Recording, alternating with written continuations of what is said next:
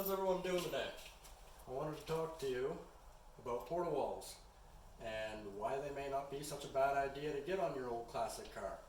So these are just a regular tire insert that'll go on over your black wall tire to make it look like a white wall tire.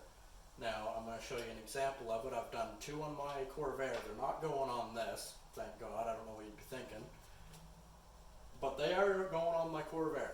Now the reason that I went with porta walls on my Corvair as opposed to buying white wall tires for a couple of reasons. So if I ever get a flat and need a new tire, I don't need to spend the $300 or more, depending on what brand, what company I go with, and what distributor I go with, to get a new white wall tire. I can just get a new tire and slap the same insert that I bought onto said tire. Now the other thing is that it's way cheaper. You know, back in the 60s, back in the 70s, you could pick up white wall tires. They were just as common as a black wall tire because everyone wanted a stylish tire. Nowadays, this is all you get is black wall tires. So this is about 90 bucks for a set of four, and that's only because I'm punished for being a Canadian. If you're down in the US, down in the States, they're about 50 bucks. You can get them right off of Amazon, eBay. Pretty much every distributor sells them, and Atlas still sells them, which I'm pretty sure was the original seller of these porta walls, these tire inserts. Now, a lot of people complain about these. A lot of people says that they flop around, they'll pop out, and I'm here to tell you, when I show you how they're installed, because I am going to show you, you're going to see why these, if they're installed right, will never come out, short of having a flat tire and driving it on a flat tire, which, if you got any sense at all, you won't be doing. So, let's just quit talking and we'll get right to it here. I'm just going to pick this up, grab it, migrate it out here. So these are the porta walls I've installed on my Corvair here. As you can see, unless you get right up to it, you can't really tell that they're a tire insert, but as you can see, they are. Now, they don't look too bad, and as you can see, they all look even. They're flush to the tire, and there's no, it doesn't look cheap. It looks correct. So let's give a quick rundown of what you're going to need to do. So I've already got the jack ready, and what you're going to do, a lot of people, this is the way they do it without a tire machine. So what you do is you flatten your tire, make sure you get all of the air out of it. There can't be a lick of air left in it. And then, if I can get this camera set up right, now what you're going to do is you're going to take a pry bar and you're going to take some WD-40. Spray just a little bit around the bead. You don't need much, just enough to get your pry in here. Go in here and you're going to want to pry the bead in a little bit. I might actually need a little bit of more air out of this. Yeah, there was a little bit of air trapped, see? That little bit makes all the difference in the world. Okay? You just want to go around the tire, and you don't want to de-seat the tire because then you'll be in a mess. You just want to get the bead away from the tire and create a little gap there. You can hear the rubber squeaking. That means that the bead, or that it's moving back a little bit away from the bead, and I can see a little bit of a gap forming here now. So this will take a minute. Oops.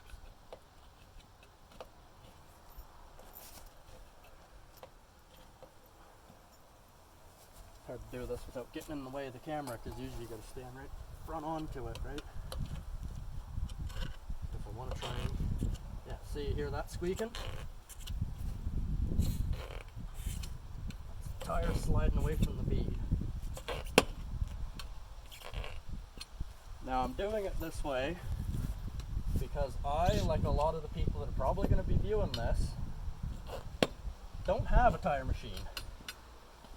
Or maybe you just don't want to spend the time doing it with a tire machine. First thing you want to do, push that back, drive a lip down in. We got that inserted. Now these are not rigid. This is very floppy, so you don't need pry bars, you don't need hammers. You just need to use your fingers.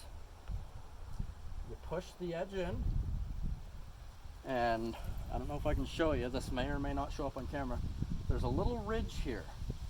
You want that ridge to be lined up with the edge of your bead all the way around, because if it's not, you'll have a spot where the insert is puckered up and it's not going to set flush with the tire. Now we've got it in all the way around. So now we just work our way around, push it in flush. Now usually you'd spin the tire as you're doing this to see if there's any spots where the insert isn't in all the way. I don't have this luxury because this car has a limited slip differential, if you can believe that. Now go around the edge, feel it with your fingertip.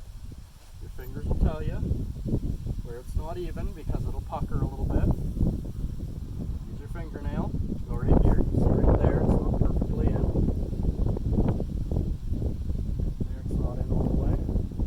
Because you don't want it to be off center when you're going down the road, because that'll just look fun, right? There, go in a little bit.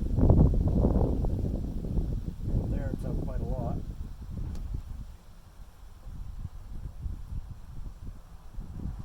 Now, I'm sure that someone out there has a better way to do it. But look at that. You got white wall tires in under 2 or 3 minutes here. So now you got air up the tire. Now, since you didn't take the tire off the bead, you just want to make sure that you fill the tires up, get them up to about 40 psi to make sure that they seat, 40-45 psi if your tires are rated for that. If you got radials, if you got bias plies, then, you know, check your specification. Make sure that your tire seats. It shouldn't have come off the bead, and it should just slide right back out with the WD-40 that we put back on there. That should help it seat. So I'm going to fill these tires up, get this off the jack, and then show you the finished product.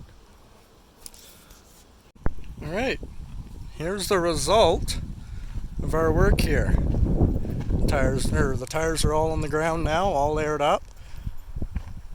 I aired them up to about 45 psi and then dropped them down to the recommended psi.